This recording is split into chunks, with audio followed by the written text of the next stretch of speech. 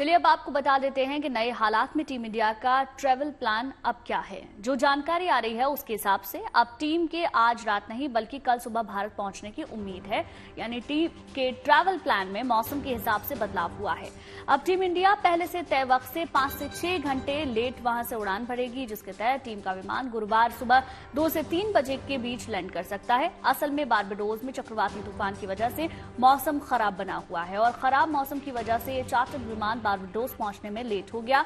इस विशेष विमान को बीसीसीआई की तरफ से खिलाड़ियों को लाने के लिए भिजवाया गया है।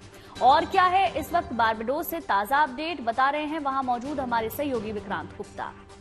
आप जानते हैं कि भारत ने वैसे जो पहला प्लान बना था, टीम की जो स्पेशल चार्टर्ड फ्लाइट बीसीसीआई ने अरेंज की है, वो बुधवार शाम को 7:45 बजे लैंड होनी थी। फिर वो इनकमिंग प्लेन ना थोड़ा डिलेड था। उसके बाद ये हुआ कि वो फ्लाइट भारतीय वक्त अनुसार थर्सडे शायद रात 1 या 1:30 बजे पहुंचनी थी, लेकिन थोड़ा और डिले हो गया है। और डिले का मतलब है कि कम से कम आप 3 साढ़े 3 घंटे और मानकर चलिए। तो जो फिलहाल यहां से अंदाजा लगाया जा रहा है वो ये है कि फ्लाइट शायद बारबाडोस में मैं बता रहा हूं आपको, बुधवार सुबह 2 या 3 बजे के करीब उड़ने के फिलहाल चांसेस हैं। और अगर ऐसा होता है तो फिर आप ये अंदाजा लगाइए कि ये फ्लाइट्स इंडिया में दिल्ली में लोकल वक्त अनुसार, मतलब इंडियन स्टैंडर्ड टाइम से तकरीबन मैं कहूंगा 3:30, 4, 5 के बीच लैंड होने का फिलहाल संभावना है। एग्जैक्ट टाइम उड़ने का और एग्जैक्ट टाइम लैंड होने का अभी पूरी तरह से पता नहीं है, क्योंकि जब इनकमिंग प्लेन ही डिलेड है तो ये एक टेंटेटिव मैंने आपको शेड्यूल बताया है। एज ऑफ नाउ शाम का वक्त है यहाँ पर ट्यूसडे इवनिंग, और भारत के खिलाड़ी भी इंतजार कर रहे हैं। वो सुबह से इंतजार कर रहे हैं। पहले ये फ्लाइट लोकल टाइम अनुसार शाम को 6 बजे उड़नी थी, फिर उसके बाद 11:30 बजे रात को हुई, लेकिन अब लग रहा है कि थोड़ा सा और डिले होगा। तो चैंपियंस का स्वागत जो करना चाहते थे आप लोग, स्पेशली अगर दिल्ली में अगर आप सोच रहे थे रात 12-1 बजे एयरपोर्ट चले जाएंगे, तो थोड़ा सा डिले करना पड़ेगा दोस्तों आपको, क्योंकि अब लगता है कि वर्ल्ड चैंपियंस का स्वागत अगर आपको करना है तो दिल्ली एयरपोर्ट पे ये टीम शायद थर्सडे सुबह मैं मानता हूं 3:30, 4 और 5 के बीच। और अब आपको बारबाडोस में चक्रवाती तूफान की आंखों देखी दिखाते हैं। वहां तेज हवाओं की वजह से कुछ मकानों को नुकसान पहुंचा है। कई जगह मकानों के बाहर रखा सामान इधर उधर बिखर गया।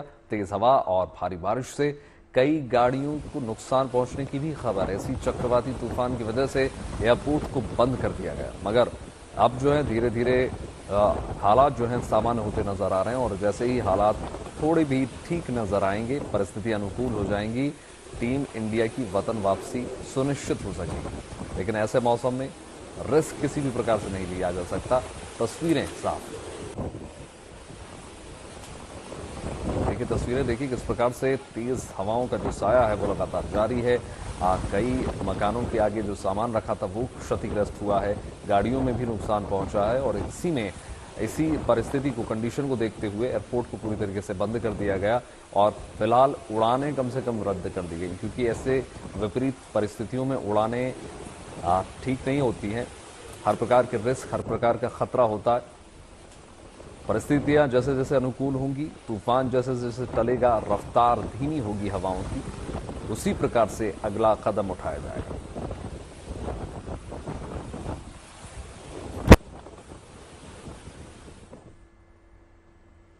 इधर भारत में तय वक्त से पहले मानसून पूरे देश में छा चुका है। कश्मीर से लेकर कन्याकुमारी तक और गुजरात से लेकर असम तक झमाझम बारिश जारी है। कहीं कहीं तो एक वक्त में इतनी बारिश हो रही है कि लोगों को संभलने तक का मौका नहीं मिल रहा। मौसम के इसी मिजाज की वजह से कई जगह हालात टफ बने हुए हैं। अब असम के डिब्रूगढ़ को देखिए, वहां भारी बारिश की वजह से जगह जगह पानी भर गया है। बड़ी बड़ी इमारतों के अंदर पानी दाखिल हो गया है। ऐसे हालात में वहां एसडीआरएफ के जवानों को तैनात किया गया है। गुजरात के कच्छ में बारिश से कई जगह बाढ़ जैसे हालात हैं। ऐसे में एहतियातन एनडीआरएफ के जवानों को वहां तैनात किया गया। हिमाचल प्रदेश के कांगड़ा में भी बारिश के बाद हालात खराब हैं। वहां भी बारिश लोगों की परीक्षा ले रही है। मौसम विभाग आज दिल्ली समेत कई राज्यों के लिए भारी बारिश का अलर्ट जारी किया गया है।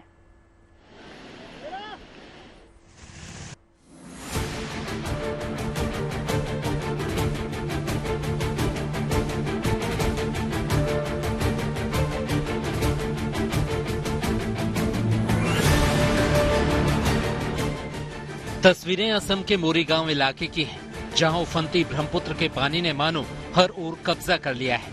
क्या पेड़ पौधे, क्या खेत खलियान, गांव बस्ती, सब कुछ जलमग्न है। लोग जैसे तैसे सुरक्षित ठिकाने तलाश कर अपनी जान बचा रहे हैं। ये डिब्रूगढ़ की तस्वीरें हैं। जल भराव की यहाँ ये स्थिति है कि सड़कें ताल तलैया बन गई हैं, लिहाजा एसडीआरएफ की टीम यहाँ लोगों की मदद करने में जुटी है। सड़कों पर पानी भरा है, घरों में बिजली नहीं है, आवाजाही ठप हो गई है। ऐसे में लोग प्रशासन से बेहतर व्यवस्था की आस कर रहे हैं। एकदम पानी ढुक गया है, बहुत तकलीफ में हम लोग। ऐसे भी घर चूता है, कुछ भी नहीं है। ऐसे तो कमाई धमाई इतना नहीं है, 3000 का काम करता है। तो अभी पानी कितना दिन से ढुका है? पानी 2-4 दिन से ढुका है और हालत तो बहुत ज्यादा ही खराब है। आज 4th डे है, हालत आप देख रहे हो सामने। हालत ना इलेक्ट्रिसिटी है ना कुछ है, सारी मार्केट बंद है। इनफैक्ट हम लोग को ऐसा हो गया, घर में राशन लाने के लिए जाने के लिए अभी प्रॉब्लम होके रखा है। पानी में कुछ इमरजेंसी काम के लिए हम लोग को पानी के निकल के आना पड़ रहा है। कारण हर बार ऐसी सिचुएशन आती है, पर इसका जो सटीक निवारण है वो आज तक इन लोग नहीं निकाल पाए हैं।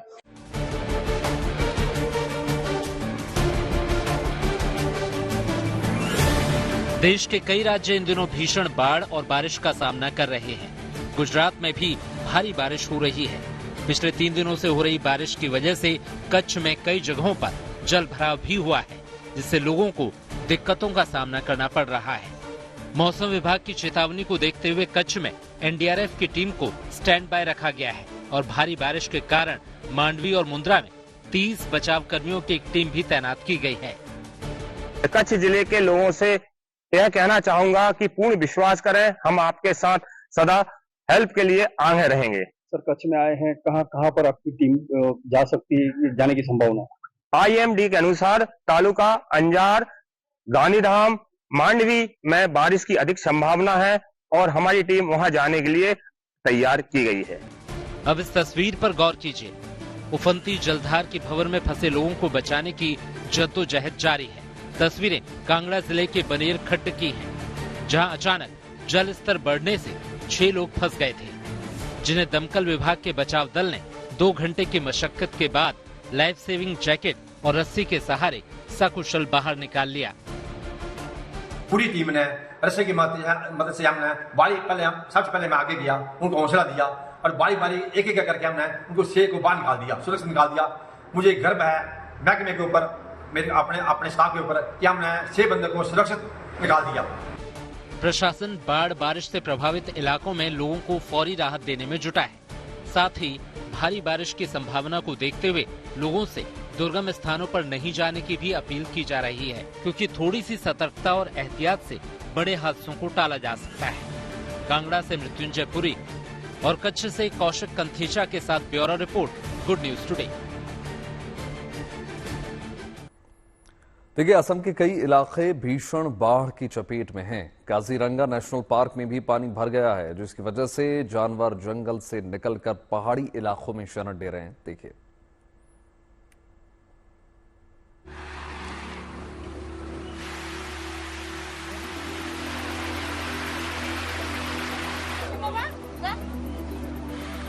इंसान तो इंसान, असम में जंगल और जानवर भी बाढ़ और बारिश से बेहाल हैं। ये तस्वीरें काजीरंगा नेशनल पार्क की हैं।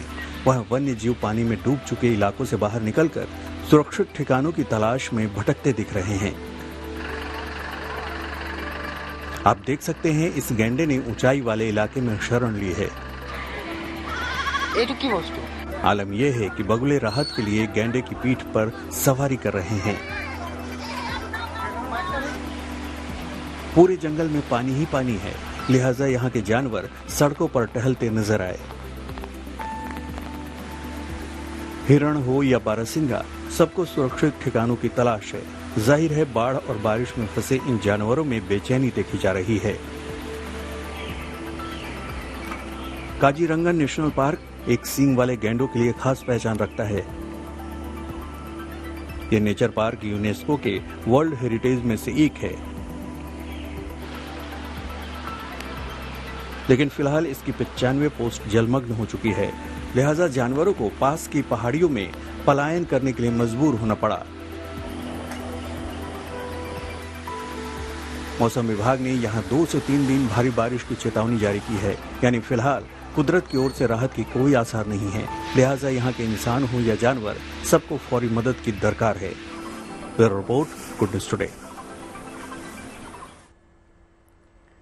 बात अमरनाथ यात्रा की। अमरनाथ यात्रा के दौरान कल एक बड़ा हादसा टल गया। ये घटना जम्मू कश्मीर के रामबन जिले में हुआ ये कि अमरनाथ यात्रा से लौट रही एक बस का ब्रेक फेल हो गया। ऐसे में यात्री डर के मारे बस से कूदने लगे, लेकिन सेना और जम्मू कश्मीर पुलिस के जवानों ने तत्काल कदम उठाया और पत्थरों की मदद से बस को रोकने में कामयाबी हासिल की। सेना और पुलिस के जवानों ने मिलकर बस के नीचे पत्थरों को डालकर बस को रोक लिया, जिससे जम्मू श्रीनगर नेशनल हाईवे पर बड़ा हादसा टल गया। इस दौरान बस से कूदने वाले कई तीर्थयात्री घायल हो गए।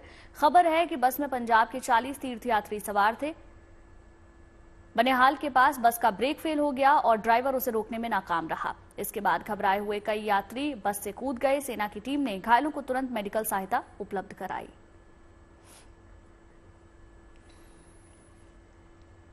देखिए, कश्मीर की पवित्र गुफा में बाबा बर्फानी के दर्शन के लिए चल रही श्री अमरनाथ यात्रा का आज 5वां दिन है और इस वार्षिक तीर्थ यात्रा के लिए आज आ रहे श्रद्धालुओं में भारी उत्साह है। पारंपरिक बालटाल और पहलगाम मार्ग से रोजाना हजारों की संख्या में श्रद्धालु पवित्र गुफा पहुंच रहे हैं और बाबा बर्फानी के दर्शन कर रहे हैं। यात्रा के चौथे दिन भी 22,715 से ज्यादा श्रद्धालु पवित्र गुफा पहुंचे।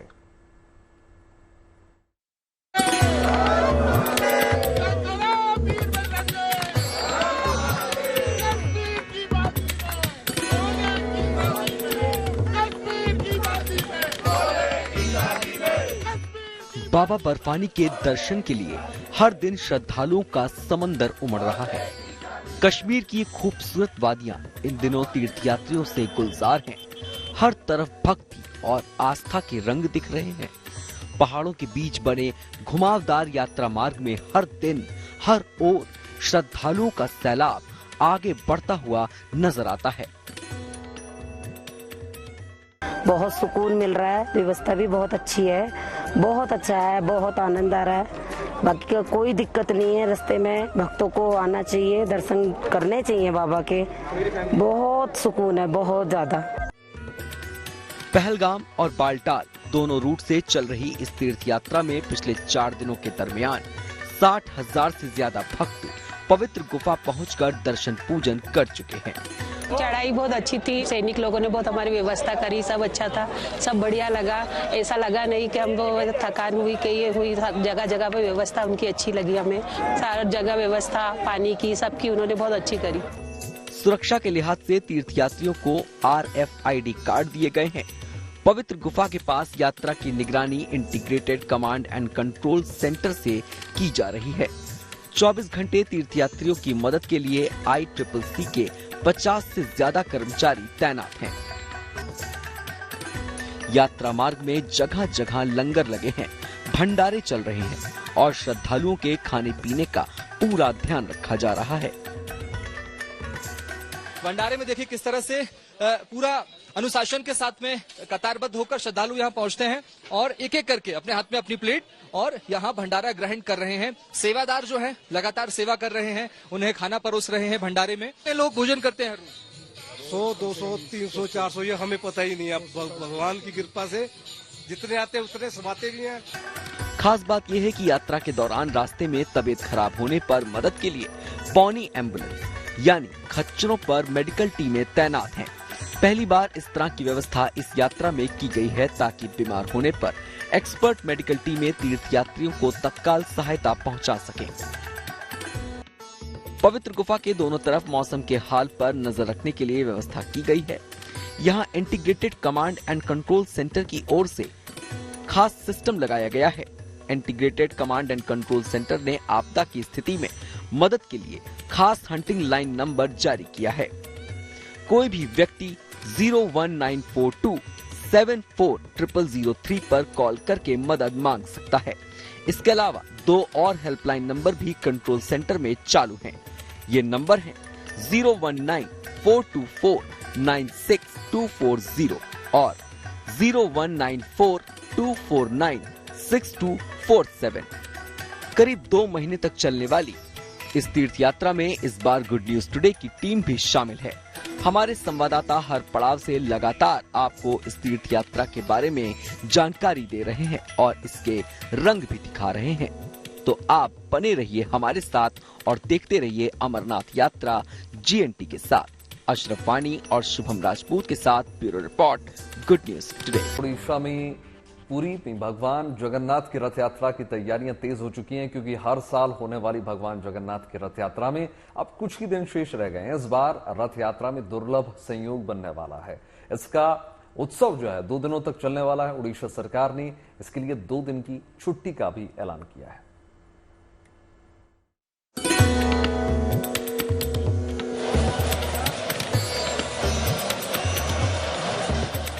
उड़ीसा की धर्मनगरी पुरी में सालाना रथ यात्रा का भी पावन अवसर नजदीक आ रहा है। अब वो दिन दूर नहीं है जब भगवान जगन्नाथ, बलभद्र और सुभद्रा रथों पर सवार होकर निकलेंगे और भक्तों को दर्शन देंगे। केवल 4 दिन बाद 7 जुलाई को पुरी में निकलने वाली भगवान जगन्नाथ की रथ यात्रा की तैयारियां तेजी से चल रही हैं। उड़ीसा के श्रद्धालुओं के लिए खुशखबरी ये है कि राज्य सरकार ने इस अवसर पर 2 दिन की सरकारी छुट्टी का ऐलान कर दिया है, ताकि लोग भरपूर उल्लास के साथ इस उत्सव में भाग ले सकें और भगवान के दर्शन कर सकें। पुरी में मंगलवार को रथ यात्रा कार्यक्रम की समीक्षा बैठक में हुए उड़ीसा सरकार के फैसले के अनुसार पुरी में इस साल रथ यात्रा का उत्सव 2 दिनों तक चलेगा। इस सिलसिले में 7 और 8 जुलाई को सरकारी छुट्टी रहेगी। इस दौरान सरकारी दफ्तर और स्कूल कॉलेज बंद रखे जाएंगे। राष्ट्रपति द्रौपदी मुर्मू भी इस बार पुरी में रथ यात्रा उत्सव में शामिल होने वाली हैं। विश्व भर में प्रसिद्ध भगवान जगन्नाथ जी की भव्य रथ यात्रा में लाखों श्रद्धालु शामिल होते हैं। इसमें भाग लेने के लिए दूर दूर से लोग पुरी आते हैं।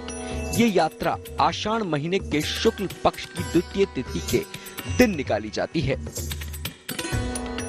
आषाढ़ शुक्ल द्वितीया तिथियों में भगवान रथत्रय में ताल ध्वज नंदी घोष दर्प दलन रथत्रय में विराजमान करके नवदिनात्मिक यात्रा में निकलेंगे और यातायात और द्वार मध्य सप्ताह मंडप स्थितम, और जाने आने 2 दिन है, रुकेंगे 7 दिन। 7 दिन के बाद फिर वापिस आ जाएंगे। बहुड़ा यात्रा लक्ष्मी नारायण के साथ भेंट होगा और भगवान यहाँ पर एकादशी के अवसर पर सुवर्ण श्रृंगार में श्रृंगार होकर के समग्र विश्ववासी को दर्शन देंगे।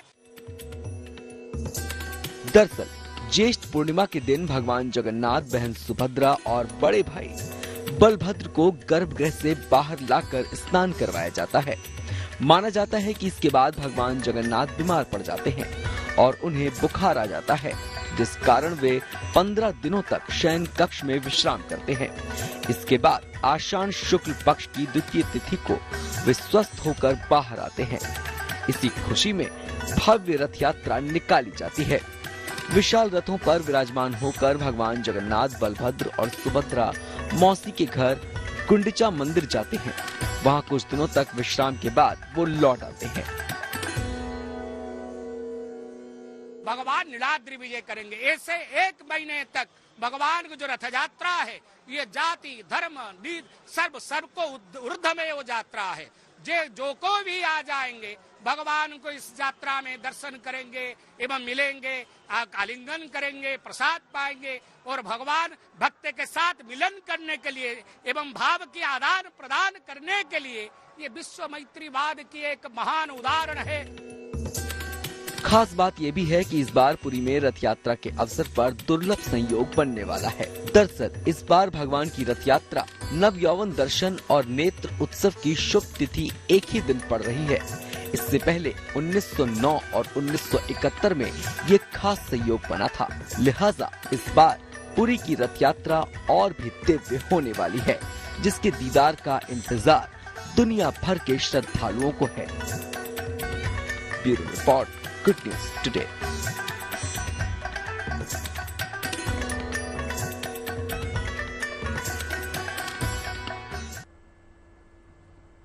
और चलिए अब बात ब्रिटेन में होने वाले सबसे बड़े मुकाबले की। कल यानी 4 जुलाई को ब्रिटेन में आम चुनाव होने हैं। कल मतदाता ऋषि सुनक की चुनावी किस्मत का फैसला लेंगे।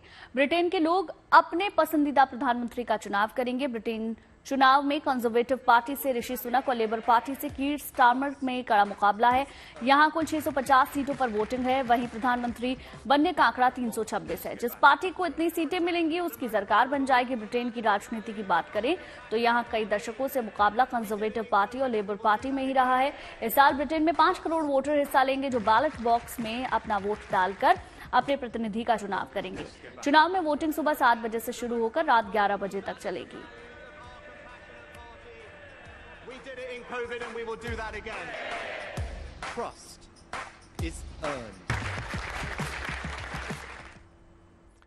देखिए, ब्रिटेन में आम चुनाव को लेकर राजनीतिक हलचल तेज है। ब्रिटेन की राजनीति में कौन आगे कौन पीछे है, विस्तार से समझाने की कोशिश करते हैं आपको। देखिए, ब्रिटेन में पिछले 14 साल से सत्ता में कंजर्वेटिव पार्टी है और चुनाव में कंजर्वेटिव पार्टी की टक्कर जो है सीधे लेबर पार्टी से चल रही है। कंजर्वेटिव पार्टी ने अपना प्रधानमंत्री उम्मीदवार ऋषि सुनक को ही रखा है एक बार फिर से, यानी ऋषि सुनक को विपक्षी लेबर पार्टी के नेता कीर के बीच कड़ी टक्कर देखने को मिलेगी, मुकाबला देखने को मिला, क्योंकि इस बार सर्वे जो है एजेंसी YouGov के अनुमान के हिसाब से अगर हम देखें तो लेबर पार्टी आगे चलती हुई नजर आ रही है। लेबर पार्टी को चुनाव में 422 से 456 सीटें मिलने का अनुमान जताया जा रहा है। तो वहीं सर्वे रिपोर्ट में यह भी बताया जा रहा है कि कंजर्वेटिव पार्टी मात्र 115 सीटों के साथ सिमट सकती है। ये पार्टी की मौजूदा संख्या की तुलना में अगर हम देखें तो बहुत बड़ी गिरावट देखने को मिल सकती है, लेकिन ये सिर्फ फिलहाल अनुमान है। आगे देखते हैं होता क्या है। यानी ब्रिटेन का जो आम चुनाव है वो भी भारत की तरह बहुत रोमांचक होने वाला है। ब्रिटेन का गणित, लोगों का क्या कहना है, देखिए ब्रिटेन से हमारी संवाददाता गीता मोहन की रिपोर्ट।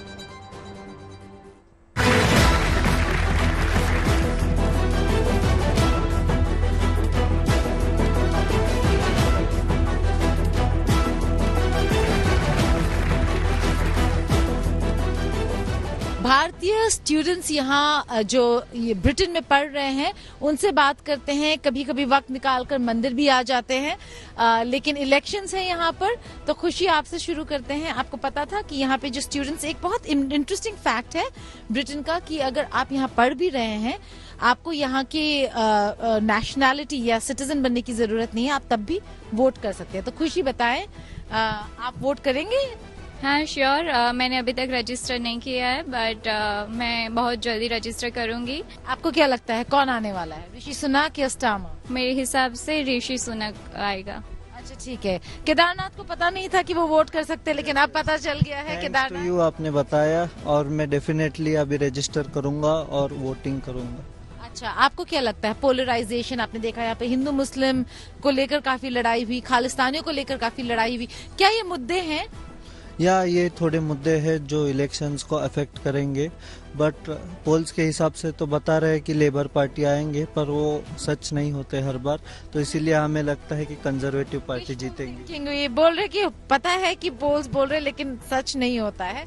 ध्रुव बताएं, आपने तो रजिस्टर भी कर लिया, आप वोट करने जाने वाले हैं, तो बताएं क्या हालात हैं, क्या लगता है आपको? इमिग्रेशन कितना बड़ा मसला वो है, क्योंकि बहुत ही ज़्यादा इमिग्रेशन हुआ था लास्ट 2 इयर्स में और उन्होंने कट डाउन भी किया था। कंजर्वेटिव पार्टी ने टैक्स भी कट किए हैं, उन्होंने नेशनल इंश्योरेंस भी कट किया है उनको फिर से पार्टी में फिर से रूलिंग में आने के लिए। लेकिन कोई ये जो मुद्दे हो रहे हिंदू मुस्लिम के या खाली पैलेस्टीन्स के, वो इतने सारे मुद्दे हैं नहीं। कई बार बढ़ा चढ़ा के बोला जा रहा है, लेकिन आई थिंक इन्फ्लेशन, ये बड़े मुद्दे, ये बड़े मुद्दे हैं। टैक्सेस पे भी उन लोगों ने बात की है, इमिग्रेशन भी एक बड़ा मुद्दा है, और जॉब अपॉर्चुनिटी भी हम कहीं ना कहीं सोचते हैं, क्योंकि जो भी स्टूडेंट आते हैं या जो भी कोई अपना करियर स्टार्ट कर रहे हैं उनके लिए एक थोड़ा डिफिकल्ट हो रहा है। सो ये मुद्दे हैं, लेकिन मैंने दोनों पार्टी के मैनिफेस्टो पढ़े एंड मैं दोनों पार्टी के मैनिफेस्टो से बड़ा खुश हूँ एंड मैं जल्दी डिसाइड करूंगा कि मैं किस पार्टी को वोट दूंगा। डिसाइड नहीं किया, सुना किस नाम? Right now I have to, चलिए ठीक है। ये यहाँ के बच्चे जो शायद वीजा नॉर्म्स को लेकर काफी परेशान हैं। कितने परेशान? बहुत ज़्यादा, क्योंकि वो हर टाइम कुछ ना कुछ रोल्स में चेंजेस करते रहते हैं, तो उनका अभी कोई फिक्स नहीं है। जैसे अभी उन्होंने इंडियन इमिग्रेशन को वापस भेजना भी शुरू कर दिया है because of health care visa जो इंक्रीजिंग हो रहे थे day by day, and because of that inflation आ रहा था हेल्थ केयर में specially, because I am also studying in health, that's why, and there are so many inflammation. Immigration तो बड़ा मुद्दा है। इमिग्रेशन के साथ स्टूडेंट्स के लिए पार्ट टाइम जॉब बहुत बड़ा मुद्दा है। पार्ट टाइम जॉब बहुत बड़ा मुद्दा है। ये एक चीज है जो शायद ऋषि सुनाक के लिए मुश्किलें खड़ी कर सकती है। यहाँ लंदन से गीता मोहन। चलिए अब आपको श्वेता तिवारी से मिलवाते हैं। श्वेता तिवारी एक्ट्रेस में से एक हैं जो अपने काम के साथ साथ सोशल मीडिया के जरिए फैंस से हमेशा कनेक्टेड रहती हैं। इन दिनों श्वेता न केवल बॉसी लुक में नजर आ रही हैं, साथ ही उन्होंने अपना अंदाज भी बदला है। हमारी संवाददाता हेशा चिमाह ने श्वेता से खास बातचीत की, देखिए। So good to be doing this chat with you. It's lovely seeing you. It's my first time with you, so I'm very excited. But congratulations and kudos, because I want to start off this chat by actually telling you that relevance is a huge thing, especially for female actors in an industry like yours. आपने तो decade by decade relevancy दिखा दी है. Pat me on your shoulder for that. But how did you manage, and how tough was your journey if you're to encapsulate all of that? See, I'll tell you what. With in TV, for girls and ladies, it's not that difficult. Okay, when you come to, if you're doing a good job, if you are, see, normally what happens, people come to this industry to become famous, to be seen, as you say, to be relevant, but they don't realize to stay active for many years and relevant for many years, you have to actually love your work. You can't go on the sets to walk out. I've seen so many actors saying, मैं तो walk out कर गया. They feel pride, they take pride in walking out of their sets, जहाँ पर उनको समझ में नहीं आता walking out is going to keep you only till you're famous and you're doing that show needs you can do all, throw all the tantrums and walk out and do all that, but in long run it is not going to help you. And हम कहते हैं ना, जिसको प्यार करते हैं वो आपके साथ रहता है. When you love your work will stay with you forever. You know, I think it also happens sometimes because अगर आप famous हो और आपकी एक छवि बन गई है तो उससे लोग relate करना भी शुरू कर देते हैं कि maybe they think कि ये प्रेरणा ही है, ये वैसी ही रहेगी, श्वेता की identity नहीं है, but श्वेता है श्वेता है. और मैं कोई भी कैरेक्टर नहीं हूँ जो मैं प्ले करती हूँ. एक स्वीटी थी एज मदर जो मैंने किया था, वैसी थोड़ी सी हूँ, लेकिन उसके अलावा कोई भी कैरेक्टर जो मैं प्ले करती हूँ मैं वैसी नहीं हूँ. मुझ में सारे अच्छे बुरे गुण हैं, ठीक है.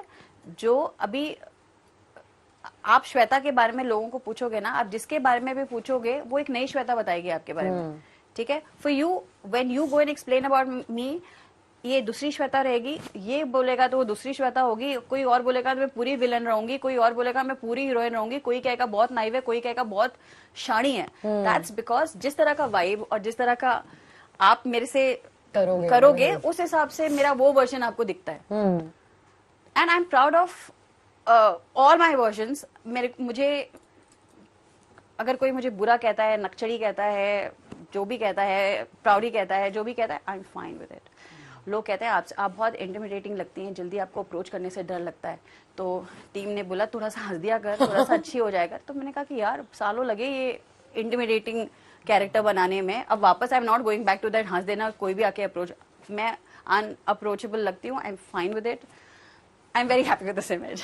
आजकल who are so independent, taking interviews, you know what to ask, intelligent, पढ़ाई से आया, एक्सपीरियंस से आया. आजकल पढ़ाई से मेरे ख्याल से आप लाइफ, आजकल की लाइफ नहीं वो कर सकते. You need to step out of the house to actually बुल का सीन पकड़ के करने के लिए you need to step out. So stepping out लोगों को डिफिकल्ट होता है. So I feel very proud with girls. आजकल पोस्टमैन में वो जो आते हैं वो लड़कियां आती हैं, कार चलाने लड़कियां आती हैं, बाउंसर लड़कियां होती हैं. मतलब I am so proud of these girls. या सो प्लीज ये जो मैं कहना चाह रही हूँ आप समझें कि मैं क्या कहना चाह रही हूँ, कि फाइनेंशियली इंडिपेंडेंट हो और आप सब कुछ, आप काम भी कर सकते हैं, फैमिली भी संभाल सकते हैं. उम्मीद करते हैं शुभ समाचार में आपके दिन की शुरुआत अच्छी खबरों के साथ हुई होगी. बिल्कुल. देश और दुनिया की तमाम पॉजिटिव खबरों के लिए यूं ही जुड़े रहिए गुड न्यूज टुडे के साथ. हमें दीजिए इजाजत. नमस्कार.